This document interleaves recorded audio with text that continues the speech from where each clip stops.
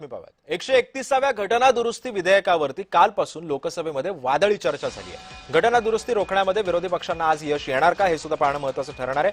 तसंच आज दुपारी 4 वाजता घटना दुरुस्ती विधेयकावरती मतदान सुद्धा होणार आहे। 2023 मध्ये पारित घटना दुरुस्ती लागू करण्यात आलेली आहे। नोटिफिकेशन सुद्धा जारी करण्यात आलंय। महिला आरक्षण लागू होणारच नव्या की जुन्या जनगणनेनुसार हे सुद्धा पाहणं महत्त्वाचं ठरणार आहे। नवी की जुनी जनगणना हे संसदेतील आज उद्याच्या घडामोडी ठरवणार आहे असंही बोललं जातं।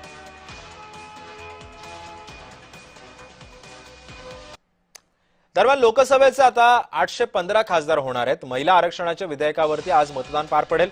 देशात निवडल्या जाणार 269 महिला खासदार, त्यामुळे एकंदरीतच यामुळे महिलांची ताकद सुद्धा वाढणार आहे।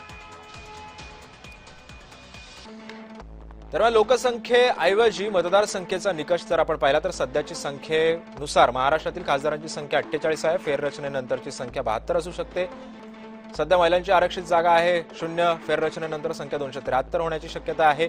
सध्या अनुसूचित जातीसाठी 84, फेररचनेनंतर संख्या 126। सध्या अनुसूचित जमातीसाठी 47, फेररचनेनंतरची संख्या 70। महाराष्ट्रामध्ये 48, फेररचनेनंतर संख्या 72, उत्तर प्रदेशमध्ये 80, फेररचनेनंतर 120, पश्चिम बंगालमध्ये 42, त्यानंतर 63 होऊ शकते।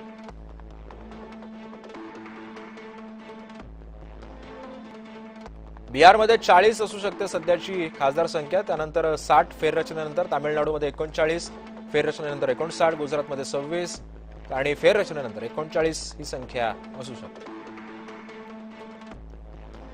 मध्य प्रदेशात सध्याची खासदारांची संख्या आहे 29, फेररचनेनंतर ही संख्या 44 वर जाऊ शकते आणि कर्नाटकामध्ये सध्या 28 खासदारांची संख्या आहे, तीच संख्या फेररचनेनंतर 42 पर्यंत जाऊ शकते।